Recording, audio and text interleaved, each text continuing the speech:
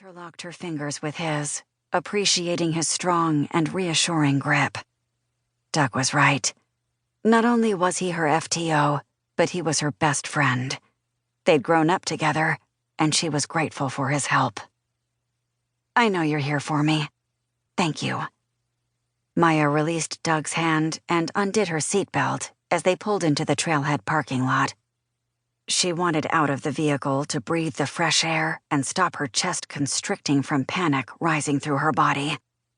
The feelings came so often now, but she had learned to control them, or maybe ignore them, and keep going. Or so she told herself every day. No more war zone. She had thought about telling Doug more. Without him, she wouldn't have this job as a Forest Service officer. Maya would probably still be drinking herself to death at the cabin her grandmother left to her. But despite how much she wanted to, Maya couldn't fully open up to Doug. She didn't want him to know how much of her had changed from the war. Most of all, she didn't want him to know about the feelings she had stuffed deep down and shut off. When she was in Afghanistan, Maya heard other soldiers talking to their loved ones. She'd stopped calling home. It was too difficult to speak with those she loved, especially her grandmother. Nana had had a way of knowing when Maya wasn't telling the truth and sensed she was struggling. Now that Nana was gone, Maya wished she could go back in time and talk to her. Maya knew she was broken, but Doug had stayed friends with her, and for that, she was grateful. She feared she would never be the same again, but working with Doug helped her move forward. Someday she would talk to him more, but for now, she kept herself closed off. Doug opened the back door, and Juniper bounded out of the vehicle. She shook and then stretched, her brown fur glistening in the sun. A part of Maya wanted so badly to reach down and run her hands through her beautiful coat. She could imagine the feel of the soft fur that would dance through her fingertips. But even worse, she could hear the ringing in her ears from a bomb exploding, the yelping of a dog in pain, brown eyes begging for help, the memories from Afghanistan that haunted her dreams every night. Maya stared off into the horizon to gather herself.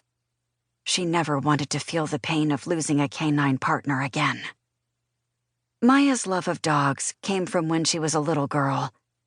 Her grandparents had adopted a Great Pyrenees German Shepherd mix puppy named Bear. Together, Maya and her grandmother trained Bear. Maya loved the loyalty and how Bear waited for her after school at the front door. They'd hiked together, and Bear always slept with her, which helped with her childhood nightmares. When Maya joined the military, she applied to be a K-9 handler. But while deployed in Afghanistan, she'd lost her military K-9, Zinger, and the pain cut deep. Especially since she was at fault for Zinger's death. After discharging from the military, Maya resisted working alongside a K-9 again. But knowing she was desperate for a job, Doug had convinced Maya she could suck it up and work with him and Juniper. She would only have to ride with him for a short time, and then she'd be out on patrol on her own, with no dog reminding her of the past. Maya had debated the choice. In the end, having a job where she was supporting herself and acting like an adult who made money for essentials like food and clothing won out. When she joined Doug and Juniper, Maya couldn't help but admit there was still a draw.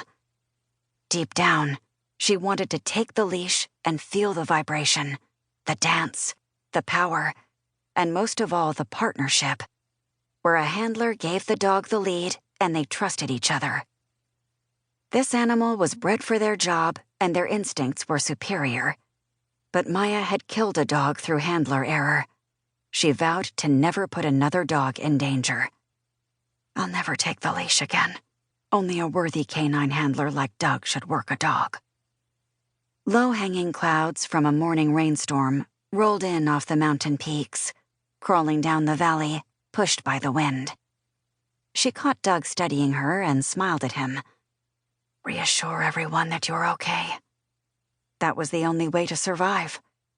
Maybe someday it would be true.